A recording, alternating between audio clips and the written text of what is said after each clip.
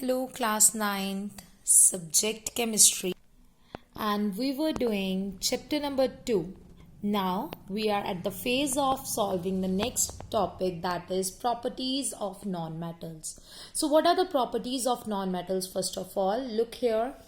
The first property of non-metal is not malleable, that is brittle. वो malleable नहीं है मतलब उसकी sheets नहीं बनती, brittle है मतलब वो टूट जाती है. नॉट डक्टाइल, वो डक्टाइल नहीं है, उसकी वायर्स नहीं बनती क्योंकि वो क्या है, ब्रिटल है, वो टूट जाती है.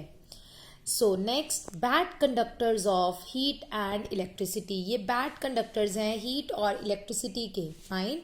तो एक्सेप्शनल केसेस हैं यहाँ पर.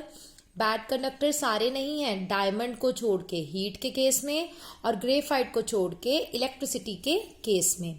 नेक्स्ट, नॉट लश्रस, इनमें चमक नहीं होती एक्सेप्ट आयोडीन, क्योंकि आयोडीन में चमक होती है, ये शाइन करता है. नेक्स्ट, जनरली सॉफ्ट, ज्यादातर ये सॉफ्ट ही होते हैं बट एक्सेप्ट डायमंड, क्योंकि डायमंड को हम मानते हैं हार्डेस्ट सब्सटेंस नोन. अब तक का जितने हार्डेस्ट सब्सटेंस है उनमें से डायमंड सबसे हार्डेस्ट है. Is it clear? Next, low tensile strength. Tensile strength क्या थी? एबिलिटी टू रेजिस्ट, कि ब्रेकेज हो जाए, और इनकी लो है, दैट मीन्स ये टूट जाते हैं. Okay. Next, may be liquid, solids और गैसेस. इनमें मैंने आगे एग्जाम्पल्स लिख दिए हैं. सॉलिड्स में है कार्बन, सल्फर, फॉस्फोरस. लिक्विड में है ब्रोमीन. गैसेस में है hydrogen, oxygen, nitrogen and chlorine. तो आप इधर देख रहे हैं लिक्विड में क्या है, ब्रोमीन, और दो ही तो लिक्विड्स थे हमारे पास, एक था ब्रोमीन और एक था मरकरी. मरकरी हमने पढ़ा मेटल्स में और ब्रोमीन हम पढ़ रहे हैं नॉन मेटल्स में. ये टॉपिक याद रखना है. Okay. Next, low melting and boiling point. इनके मेल्टिंग और बॉइलिंग पॉइंट्स क्या होते हैं? लो होते हैं, इतने ज्यादा हाई नहीं होते मेल्टिंग और बॉइलिंग पॉइंट. किनके, किसकी प्रॉपर्टी चल रही है? नॉन मेटल्स के. Okay. Melting and boiling point क्या होते हैं? लो, एक्सेप्ट ग्रेफाइट, और इसका मेल्टिंग पॉइंट कितना है? 37 not degree Celsius. 3700 degree Celsius है मेल्टिंग पॉइंट ऑफ ग्रेफाइट, जो बहुत हाई है.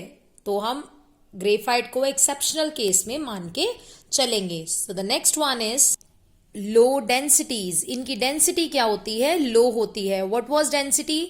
Mass upon volume. राइट. सो डेंसिटी इनकी लो है एक्सेप्ट आयोडीन. आयोडीन की जो डेंसिटी है वो ज्यादा होती है. सब बाकी जो नॉन मेटल्स हैं उनकी डेंसिटी क्या होती है? उनकी डेंसिटी लो रहती है. Okay. Next one is not sonorous. ये साउंड प्रोड्यूस नहीं करते. Next one is different colours. इनके कलर्स क्या होते हैं? कलर्स इनके डिफरेंट होते हैं. ओके. सेम कलर्स नहीं होते सबके. फॉर एग्जाम्पल देखिए, मैंने चार्ट प्रिपेयर करके रखा है, यहाँ पर मैंने डिफरेंट डिफरेंट कलर्स लिखे हैं. सबसे पहले देखते हैं. सल्फर का कलर है येलो, फॉस्फोरस व्हाइट या red, graphite black, chlorine yellowish green, bromine red brown, hydrogen colorless and oxygen also colorless. I hope so. यहां तक आपको समझ आ गया होगा. राइट. नेक्स्ट देखिए इंपॉर्टेंट नॉन मेटल्स के बारे में. सबसे पहले दो इंपॉर्टेंट नॉन मेटल्स के बारे में बात करी गई है.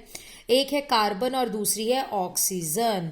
अब कार्बन लाइक प्रोटीन्स में होती है, फैट्स में होती है, कार्बोहाइड्रेट्स में होती है, वाइटामिन्स में होती है.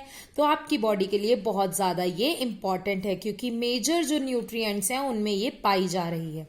नेक्स्ट, ऑक्सीजन कंबशन में, दैट मीन्स बर्निंग के प्रोसेस में काम आती है, ब्रीथिंग में काम आती है एंड रेस्पिरेशन में काम आती है. आई होप सो आपको ये दो biological terms breathing and respiration में डिफरेंस पता होगा.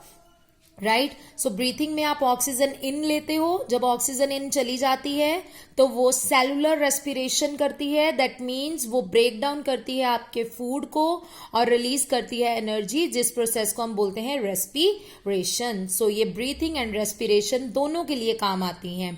सो इंपॉर्टेंट नॉन मेटल्स कौन सी हुई? Carbon and oxygen. Is it clear? So, a major question arises here. Properties of metals पढ़ ली, properties of non-metals पढ़ ली. Now the question arises, तीसरी चीज क्या थी? The third thing was metalloid. What was it? Metalloid. So let us study about the topic metalloid now. So metalloid के बारे में पढ़ने के लिए ध्यान से देखिए. The element which shows some properties of metals, कुछ properties किसकी? Metals की. And some properties of non metals, मतलब थोड़ी प्रॉपर्टीज मेटल्स की एंड थोड़ी प्रॉपर्टीज नॉन मेटल्स की अगर शो करे कोई एलिमेंट, तो उसे हम क्या कहते हैं? उसे हम बोलते हैं मेटलॉइड. क्या बोलते हैं? Metalloid. Okay. So next, properties intermediate between the properties of metals and non metals. तो metalloid की properties किसके बीच होती है? इंटरमीडिएट होती है, मतलब बीच में होती है. किसकी प्रॉपर्टीज के? मेटल्स की प्रॉपर्टीज के और नॉन मेटल्स की प्रॉपर्टीज के. Is it clear? So next one example देखिए. लुक लाइक मेटल, मेटल जैसे दिखते हैं, but brittle like non metal, but टूट जाते हैं नॉन मेटल की तरह. तो दोनों प्रॉपर्टीज आ गई ना. लगते हैं कि मेटल हैं बट टूट जाते हैं, तो पता चलता है कि वो तो नॉन मेटल है. तो ये क्या हुआ? ये हुए दो प्रॉपर्टीज ऐसी जो इंटरमीडिएट है, जो बीच में है दोनों मेटल्स और नॉन मेटल्स की प्रॉपर्टी के. इसलिए हम इन्हें क्या बोलते हैं? Metalloids. Is it clear? Next, neither the conductor of electricity nor insulator. अब कंडक्टर ऑफ इलेक्ट्रिसिटी तो मेटल था और इंसुलेटर मतलब नॉन मेटल्स, तो मतलब ना ही ये कंडक्ट करता है मेटल्स की तरह, ना ही ये इंसुलेटर है नॉन मेटल्स की तरह. तो दोनों की बीच वाली प्रॉपर्टी क्या हुई? ये है सेमीकंडक्टर्स. ना तो ज्यादा करेंगे ना तो कम करेंगे, दोनों के बीच में रहेंगे. Is it clear? Now moving on to the examples. Look here. First example is boron, symbol B, silicon Si, germanium Ge, arsenic As, antimony Sb, tellurium Te, polonium Po, and astatine At. Repeat it after me. Boron B, silicon Si, germanium Ge, arsenic As, antimony Sb, tellurium Te, polonium Po, astatine At. Okay? I hope so. अब आपको metalloids के बारे में जानकारी मिल चुकी है कि metalloids वो हैं जिनकी प्रॉपर्टीज थोड़ी मेटल जैसी और थोड़ी नॉन मेटल की प्रॉपर्टीज जैसी होती है. Okay. Now we have studied कि प्योर सब्सटेंसेस में एलिमेंट्स होते हैं और एलिमेंट्स के बारे में हमने पढ़ लिया. Now the next topic is mixtures. What is the next topic? Mixtures. So what are mixtures? Consist of two or more elements और कंपाउंड्स.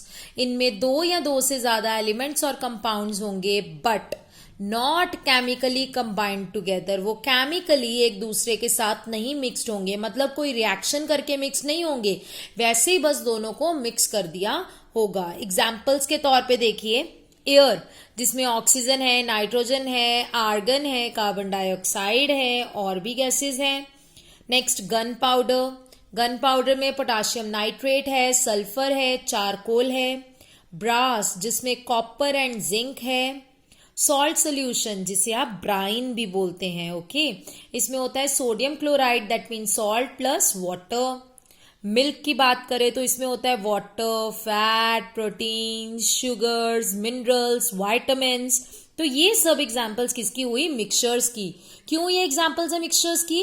क्योंकि इनमें ये जो कंपोनेंट्स हैं ये केमिकली कंबाइन नहीं हुए, ये बस वैसे ही रख दिए गए हैं और मिक्स कर दिए गए हैं. ओके.